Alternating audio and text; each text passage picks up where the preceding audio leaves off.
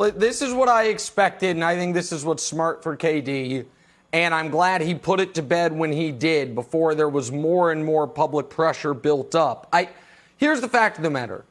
After Kevin Durant had his surgery, whatever rehab he was doing was with a projected return of the middle of October.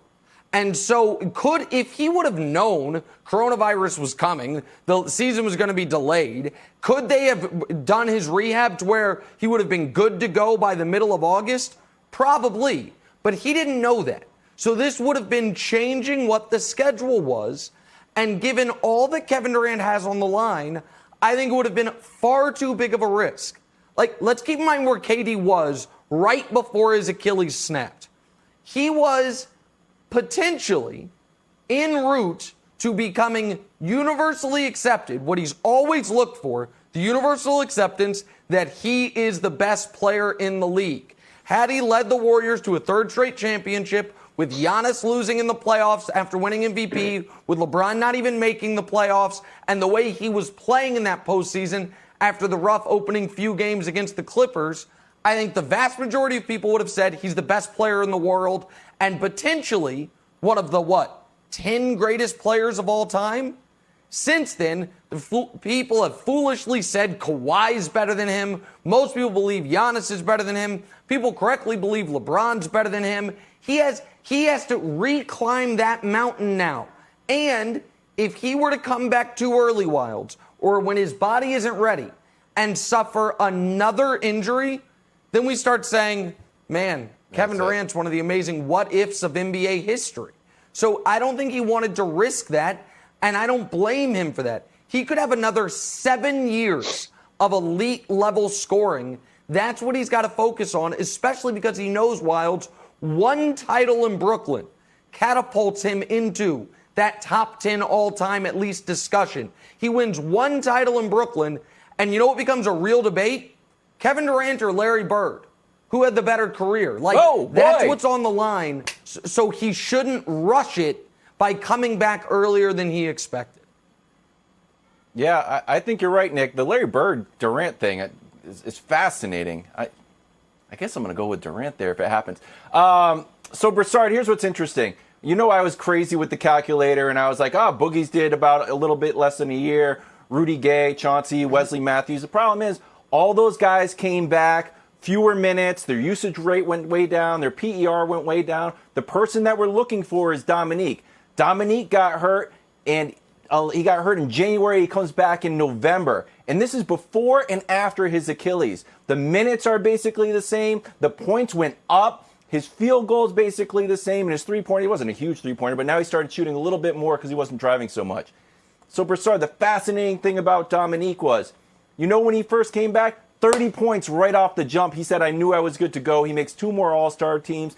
And he's plays for 7 more years. That's the path I think Durant is on. I don't think he wants some minutes restrictions, play 15 minutes, come right out of the gate, that first game, score 30 points, put Brooklyn on championship road. No, I get it. And look, Dominique was much more reliant on his athleticism than Kevin Durant. Kevin Durant's far more skilled than Dominique was. So, look, if Durant does not feel, if he's not 100% physically or even mentally, and that may be the case, he shouldn't come back. Yep. I get it. I'm fine with it because the mental hurdles always, when you return from a long-term injury, there are mental hurdles for every player to get out there and feel comfortable. But with Durant, it may be even more so because he came back during the playoffs last time and got hurt, even though this is a different situation. And he would essentially be coming back in the playoffs this time.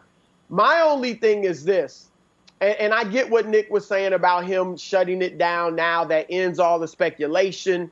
It's not a big story or big distraction now. But if you feel good mentally and you go to Disney World with your team, like if I was in his shoes, why not go to Disney World with the Nets? I'm practicing with them. The doctors have cleared me to play 5-on-5. I feel great physically, and mentally I feel good. I'm not hesitant. I'm not overthinking things. I'm not worried about the injury. Why not play if that's the case? I'm just saying, if it were me, I might be open to going to Orlando and seeing how I feel. You only get so many chances to win an NBA championship, and this could be one if he came back with Kyrie. But look, I'm not going to crush him. I'm not going to criticize him because it's his body and it's his mind. I'm just saying I would be open to going working out with my team. And you mentioned Dominique. He came back after 283 days from his injury, Wildes.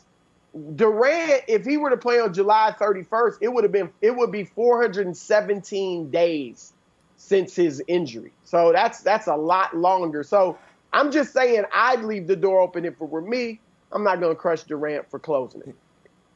The reason that I don't think he can do that, Broussard, is because we saw, I think he's got to he's got to protect himself from himself. Because he clearly was not right to come back in those finals. But the outside pressure and noise, Jenna, became so loud that he came back anyway, and that's why we're on this path we are now.